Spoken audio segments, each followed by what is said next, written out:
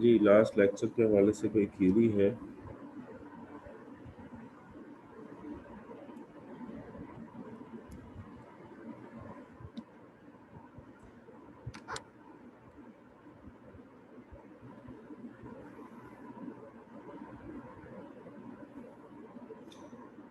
So I guess not. No, sir, from my side. Okay, we were discussing applications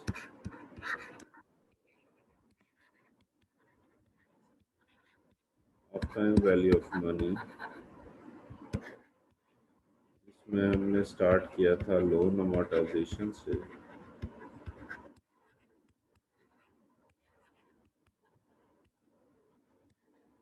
Then we discussed bond valuation. Most recently we discussed stock valuation.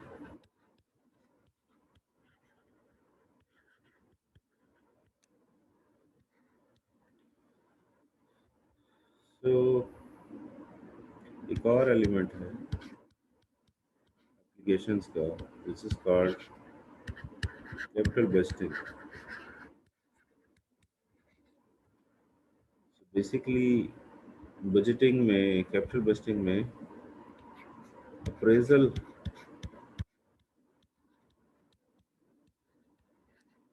का जो काम है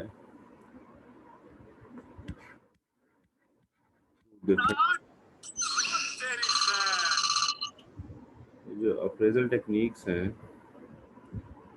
ये basically आपकी time value of money को utilise करती है. Obviously सारी टेक्निक्स है वो टाइम वैल्यू ऑफ मनी को यूटिलाइज नहीं करती. तो कुछ ऐसी टेक्निक्स भी होंगी जो उनसे हटके होंगी, बट देन हम एप्लीकेशंस की बात कर रहे हैं तो ये एक बहुत बड़ी एप्लीकेशन है किसी भी ऑर्गेनाइजेशन में. सवाल ये है कि कैपिटल बजटिंग है क्या. कैपिटल जो वर्ड है ये basically large huge internal investment की बात है. इंटरनल इन्वेस्टमेंट्स, इंटरनल इन्वेस्टमेंट्स क्या है. किसी ऑर्गेनाइजेशन में इंटरनल इन्वेस्टमेंट क्या हो सकती है. आपने लैंड खरीदी है, आपने बिल्डिंग खरीद ली है, या आपने बनानी है वो बिल्डिंग. इसी तरह मशीनरी आपने खरीदी है या इक्विपमेंट है आपका कोई ऐसा. तो कैपिटल जो है वो बेसिकली ह्यूज या लार्ज इन्वेस्टमेंट की बात होती है जो उस इन्वेस्टमेंट के प्रॉबेबल इनफ्लोज हैं. प्रॉबेबल क्योंकि आपको एक्चुअली तो पता ही कोई नहीं होता एक्चुअल में क्या होने वाला है, तो इस वजह से आप इसको फोरकास्ट करते हो. इसको हम प्रॉबेबल इनफ्लोज कहते हैं. और आपके कुछ प्रॉबेबल और कुछ रियलिस्टिक आउटफ्लोज आपको पता है. यानी आपको अगर उसकी कॉस्ट चाहिए तो वो तो पता ही होगी. सो ये भी आप एस्टिमेटेड लेते हैं ऑब्वियसली, क्योंकि जब तक आप एक्चुअल ट्रांजैक्शन ना करें आपकी कॉस्ट कंफर्म नहीं होती कि आप एक्चुअली कितना पेमेंट करें. ये जो प्रोबेबल इनफ्लोज हैं और आउटफ्लोज हैं ये आपको पता हो तो आप बेसिकली कॉस्ट और बेनिफिट एनालिसिस कर रहे हो. इनफ्लोज बेनिफिट्स हैं, आउटफ्लोज आपके कॉस्ट हैं. कॉस्ट बेनिफिट एनालिसिस करने में आपको हेल्प हो जाती है. और ये जो हेल्प है ये बेसिकली आपको, क्योंकि ये जो बेनिफिट्स हैं या कॉस्ट है बाज़ औक़ात ओवर द टाइम स्प्रेड हो सकती है. यानी जब भी आप कोई चीज़ खरीदते हैं उसका इमीडिएट बेनिफिट थोड़ी मिल जाता है, over a passage of time मिलेगा ना. ओवर द टाइम स्प्रेड होता है आपका बाज़ औक़ात बेनिफिट मेजॉरिटी ऑफ टाइम्स. और बाज़ औक़ात आपको ये भी फैसिलिटी मिल जाती है कि कॉस्ट भी आपकी ओवर द टाइम स्प्रेड. क्योंकि ये स्टैटिक नहीं है, स्टैटिक नहीं है, तो इस वजह से आपका जो टाइम वैल्यू ऑफ मनी का कॉन्सेप्ट है वो आपको हेल्प करता है। अब वो कैसे हेल्प करेगा, उसमें सबसे इम्पोर्टेंट आप रिकॉल करें, आपको फैसला कब करना है, आज करना है, तो ऑब्वियसली आपको प्रेजेंट वैल्यू चाहिए। ठीक, तो प्रेजेंट वैल्यू आपको हेल्प करती है। अब आप रिकॉल करें तो आपका जो बॉन्ड वैल्यूएशन था वो भी प्रेजेंट वैल्यू था, ऐसे ही था। ठीक है, बॉन्ड में अब अगर आप स्टॉक को रिकॉल करें तो उसमें भी हम कैश फ्लोज को क्या कर रहे थे, प्रेजेंट वैल्यू फाइंड आउट कर रहे थे, पी नॉट फाइंड आउट। तो यहाँ पे भी हम प्रेजेंट वैल्यू फाइंड आउट करेंगे। अब सॉरी, इसमें जो था हमारे पास कैपिटल बेस्ड,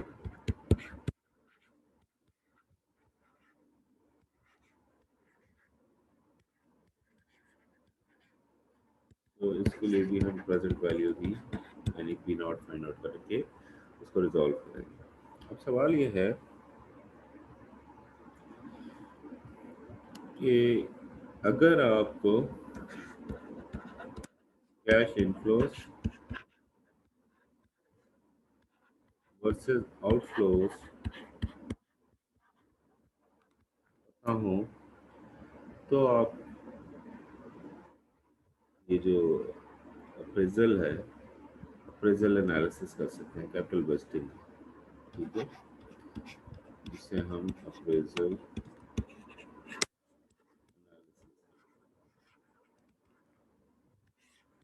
इसका मतलब यह है कि आपको सबसे इम्पोर्टेंट चीज़ जो थी यहाँ पे, दैट इज कैश फ्लोज। ठीक है, कैश फ्लोज आपको क्लियरली आने चाहिए। तो रिकॉल करें, आपने एक तो मंथली कैश बजट्स बनाए थे पास में, और दूसरा हमने कैश फ्लो स्टेटमेंट बनाना भी सीखा था। इससे मुझे याद आया कि वो हमने नहीं सीखा था, वी डिड हाईलाइटेड कि ये हमने पढ़ लिया, but then somehow we missed it. So आज हम इसको कैश फ्लो स्टेटमेंट को भी देखते हैं। कैश बजट्स हम कर चुके होंगे, तो अगर मुझे कैश फ्लोज का पता चल जाए तो मैं अप्रेजल्स बड़े आराम से कर सकता हूँ। सो आज हम पहले देखते हैं how to prepare cash flow statement. पहले ये हम देख लें, कैश फ्लो स्टेटमेंट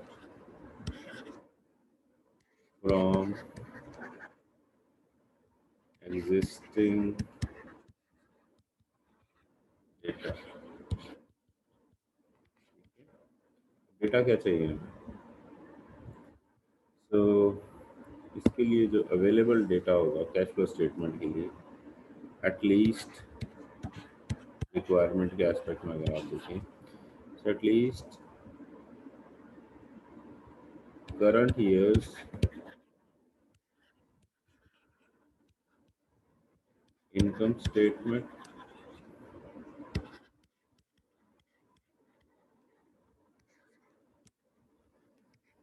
ये पहली रिक्वायरमेंट है।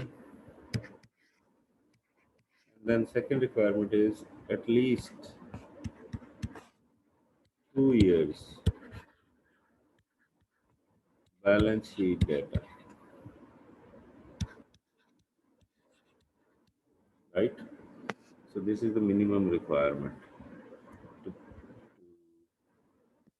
calculate the cash flow statement. So that means that we should be having 1 year's income statement. For example, income statement for the year 2020 should be with you. So starting with sales, let's say 100,000 minus CVS 40,000. So this gives you gross profit 60,000 minus operating expenses, let's say 10,000, depreciation expense 10,000. So your earning before interest and taxes, yeah, operating profit is basically 40,000, and when you subtract interest from it of 10,000, you get earning before taxes of 30,000.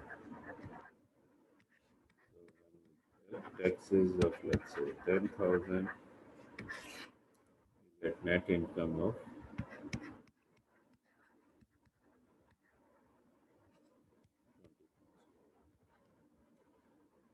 This is your income statement.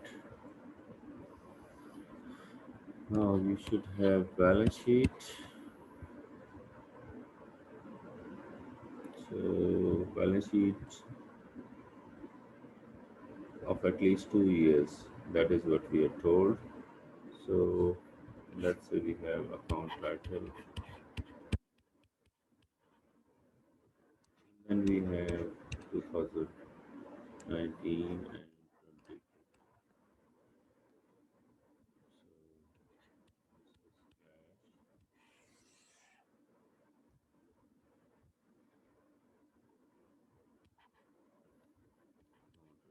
20. So this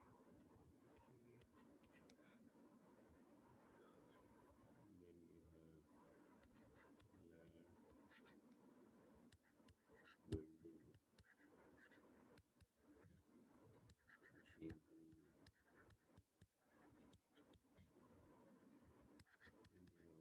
cash,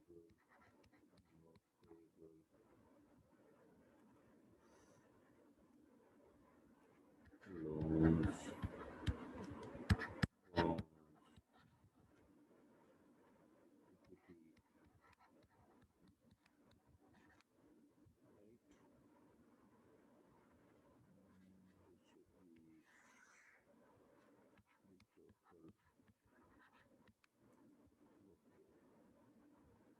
starting with 2019, let's say we have 5,000, 15,000, 50,000.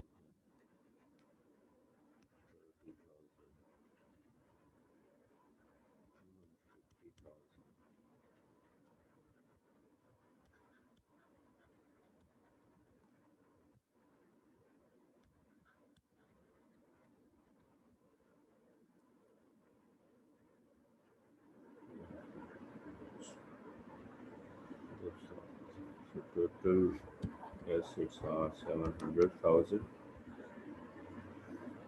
So let's say account payable 20,000, 30,000, 150,000, 300,000. So 3 to 5, 200,000, 700,000. So second year's data is, let's say, 25,000.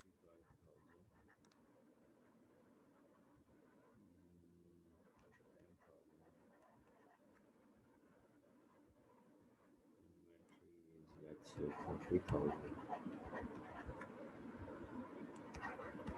200,000,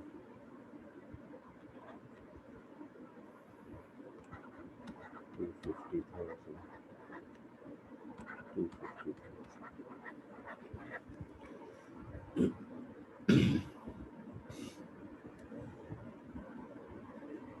So this is 7, 775.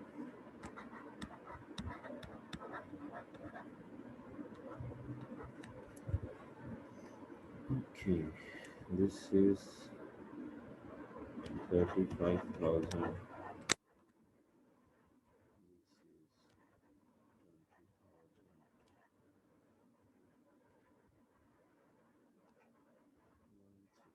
This is 5,000.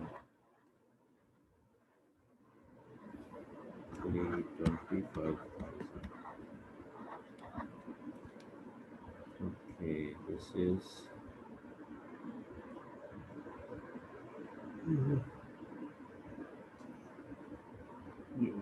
5, 4, 5,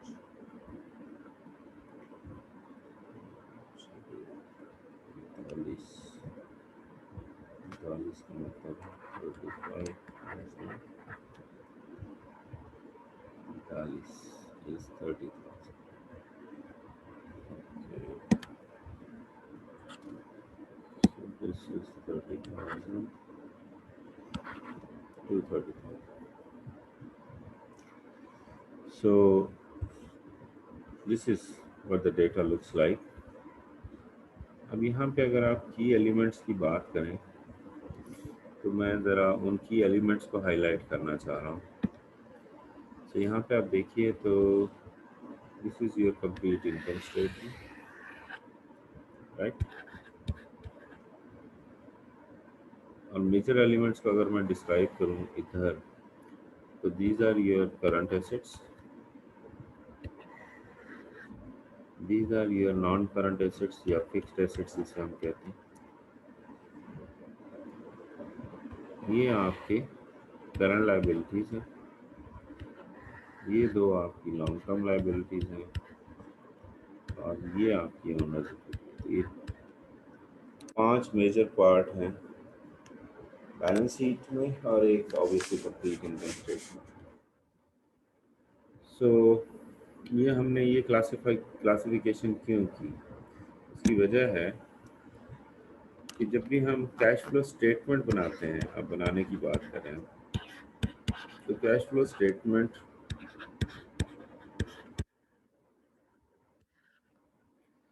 basically 3 component है उसके. एक पहला जो component है that is called operating activities. जो business में जितनी activities हैं उनको हम 3 हिस्सों में डिवाइड करते हैं. One is called operating activities, second is called investing activities,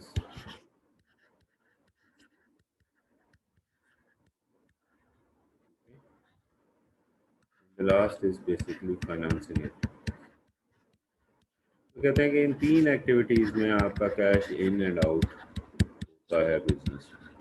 So inflows and outflows are basically categorized in 3 broader terms: operating, investing and financing.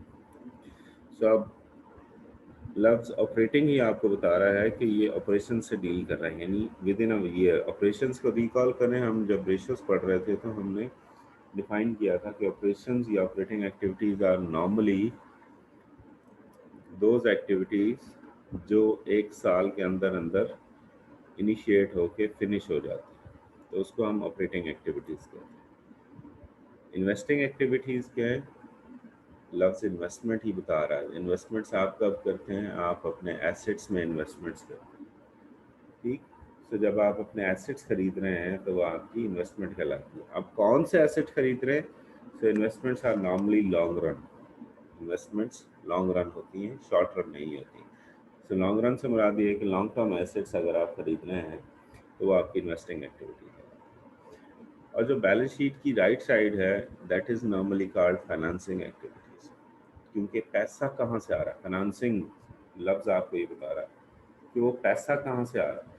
तो इसका मतलब ये है कि आप अब अगर आप मुझे क्लासिफाई करने दें तो ऑपरेटिंग एक्टिविटीज़ में पूरी की पूरी इनकम स्टेटमेंट आ जाएगी, क्योंकि वो साल के रेवेन्यूज और एक्सपेंडिचर्स को शो कर देगी, ठीक. ऑपरेटिंग एक्टिविटीज़ में करंट एसेट्स आ सकते हैं, ऑपरेटिंग एक्टिविटीज़ में आपकी करंट लायबिलिटीज़ आ सकती हैं, क्योंकि करंट एसेट्स और करंट लायबिलिटीज़ की के साइकिल की वजह से आपकी जो इनकम स्टेटमेंट की एक्टिविटीज़ हैं वो जनरेट होती हैं. यानी इन्वेंट्री खरीदेंगे तो उसे बेचेंगे भी सही, बेचेंगे तो क्रेडिट पे भी बेचेंगे और कैश पे भी बेचेंगे। तो क्रेडिट पे बेचेंगे तो लाइबिलिटीज इन्वॉल्व हो गई, कैश पे बेचेंगे तो करंट एसेट इन्वॉल्व होगा। और बेच क्या रहा है इन्वेंट्री, तो वो खुद in it self current asset है। तो इसी तरह से ये आपकी तीन मेजर एक्टिविटीज़ जो हैं वो ऑपरेशंस का पार्ट बनती हैं। तो इन्वेस्टिंग एक्टिविटीज़ में हमने कहा था कि बाकी जो एक्टिविटी बचती थी हमारी, वो जो फिक्स्ड एसेट्स थे वो आपके इन्वेस्टिंग एक्टिविटी में फॉल करेंगे। और जो आपकी फाइनेंसिंग एक्टिविटी है वो पैसा कहाँ से आ रहा है, वो नॉर्मली लॉन्ग टर्म लाइबिलिटी से आता है और आपकी जो ओनर्स इक्विटी है उससे आता है। तो आपकी जो 5 मेजर कैटेगरीज थी बैलेंस शीट की वो भी एलोकेट हो गई और इनकम स्टेटमेंट इन इटसेल्फ उसमें कैटेगरी में फॉल कर गई। ठीक, तो ये आपका 6 जो मेजर एक्टिविटीज थी उनकी डिस्ट्रीब्यूशन है। ठीक है, अच्छा अब इनको मिलियन डॉलर क्वेश्चन ये है कि रिकॉर्ड कैसे करना। तो रिकॉर्ड करने के लिए मैं इनकम स्टेटमेंट पे बाद में आता हूँ, पहले बैलेंस शीट के एलिमेंट्स को देख लेता हूँ। तो बैलेंस शीट के मेजर एलिमेंट्स जो मैंने कहे थे वो कहते करंट एसेट्स, फिक्स्ड एसेट्स, इसी तरह current liabilities, long term liabilities और ओनर इक्विटी। तो रिकॉल करें, ये लेफ्ट साइड है वो राइट साइड है बैलेंस शीट की। तो अब हमें basically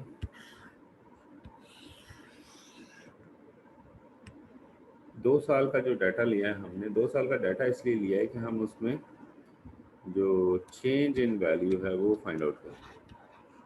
change in value, percentage change नहीं, चेंज इन वैल्यू। तो चेंज इन वैल्यू कैसे फाइंड आउट होती है, बेसिकली एंडिंग माइनस बिगिनिंग।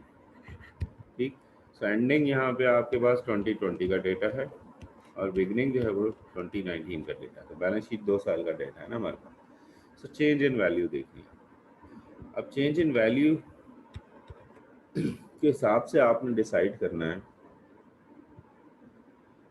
कि आपको उसको इनफ्लो के तौर पे रिकॉर्ड करना है या आउटफ्लो के तौर पे रिकॉर्ड करना है। तो चेंज इन वैल्यू क्या है, चेंज इन वैल्यू या तो पॉजिटिव होगी,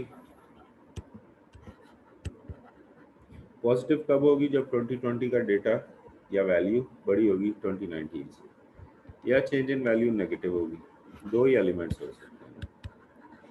ठीक, सो अब ये पॉजिटिव और नेगेटिव के मीनिंग्स क्या होंगे। सो पॉजिटिव चेंज का मतलब क्या होगा, अब पॉजिटिव चेंज का मतलब यह है कि आपका जो कैश जो एसेट की वैल्यू है वो बेसिकली एंडिंग 2020 में बढ़ गई। तो 2020 में कैसे बढ़ेगी, वो एसेट आपने परचेज किया होगा। जब भी आप किसी चीज़ को परचेज करते हैं तो बेसिकली आपका कैश आउटफ्लो का बायस। ठीक, कैश आउटफ्लो का बायस बनता है। पॉजिटिव चेंज का मतलब ये कि आपने खरीदा है, खरीदने का मतलब ये कि कैश आपने खर्च किया। ठीक, तो ये कैश आउटफ्लो, और कैश आउटफ्लो को हम माइनस साइन से शो कर सकते हैं। ठीक, और अगर आपका चेंज नेगेटिव है, नेगेटिव चेंज है एसेट में, यानी आपका 2020 का एसेट कम हुआ है एज कम्पेयर टू 19 के, तो नेगेटिव चेंज क्या होगा, किसी एसेट में कमी क्यों होती है, एसेट में कमी होती है जब आप उसे सेल करते हैं।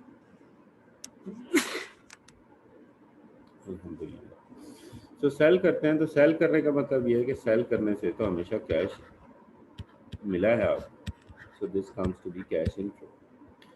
ठीक, तो ये आपने ये जो गोल्डन रूल्स है ये याद रखना है, चेंज का मतलब क्या है।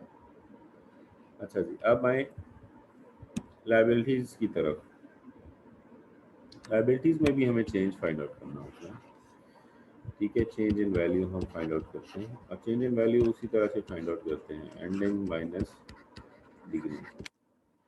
ठीक, और ये चेंज आपका पॉजिटिव हो सकता है या नेगेटिव भी हो सकता है। ऑब्वियसली पॉजिटिव कब होगा, जब एंडिंग वैल्यू बड़ी है बिगिनिंग से, और नेगेटिव कब होगा, जब एंडिंग वैल्यू छोटी है बिगिनिंग से। तो अब पॉजिटिव चेंज का मतलब क्या है,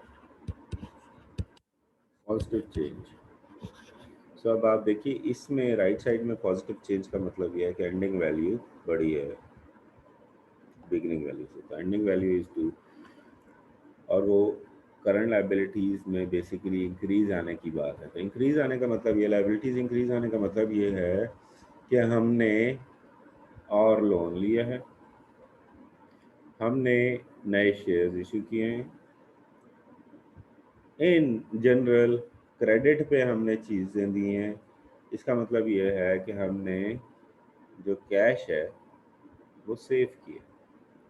ठीक, जब हम कहते हैं कि लोन और लिया तो इसका मतलब है कैश लिया है, कैश आया है। तो राइट साइड में बेसिकली पॉजिटिव चेंज का मतलब है कैश इनफ्लो, तो ये बेसिकली इनफ्लो का बायस बनता है। ठीक, और नेगेटिव चेंज जो है आपका, वो बेसिकली इसका मतलब है आउटफ्लो का बायस बनेगा। सो ये अगर आप बेसिक चीज़ें याद रखें तो आपको आसानी है। और ये जब मैं नेगेटिव चेंज और पॉजिटिव चेंज में, प्लीज़ ये ध्यान में रखिएगा, मैं इस तमाम वैल्यूज़ की बात कर रहा हूँ। राइट साइड पे current liabilities, long term liabilities और ओनर इक्विटी, तीनों की बात कर रहा हूँ। तीनों के लिए गोल्डन रूल चलेगा। Positive change means inflow, negative change means outflow. और इन दोनों के लिए, करंट एसेट्स और फिक्स्ड एसेट्स के लिए क्या चलेगा, अपोजिट होगा कि पॉजिटिव चेंज मीन्स आउटफ्लो और negative change means inflow. Having said that, आपको ये बेसिक रूल्स आपको ये क्लियर हों, तो इनकम स्टेटमेंट पूरी की पूरी आपकी कहाँ थी, ऑपरेटिंग एक्टिविटीज़ में। ठीक है, सो अब हम कैश फ्लो बनाने की कोशिश करते हैं। तो कैश फ्लो के भी बनाने के दो मेथड हैं, एक डायरेक्ट मेथड है, दूसरा इनडायरेक्ट मेथड। ठीक, तो दो तरह से आपकी कैश फ्लोज बनती हैं, एक डायरेक्ट मेथड से, दूसरी इनडायरेक्ट मेथड से। तो हम भाई पहले इनडायरेक्ट मेथड से बना रहे हैं।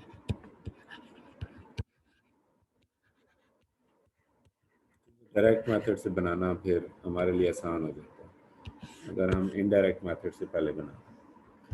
तो हमने कहा था कि तीन तरह की एक्टिविटीज़ हैं यहाँ पे। सो पहली एक्टिविटी थी हमारे पास कैश फ्रॉम ऑपरेटिंग एक्टिविटीज।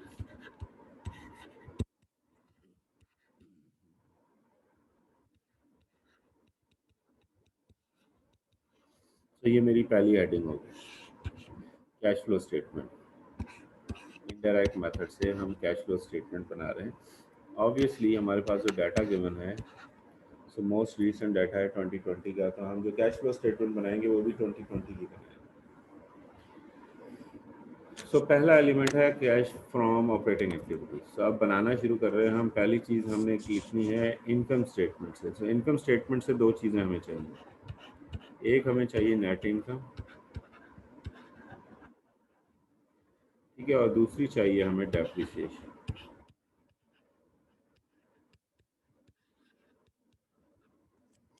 तो ये दो एलिमेंट्स हमने वहाँ से उठाने हैं। तो नेट इनकम क्या है जी हमारी, यहाँ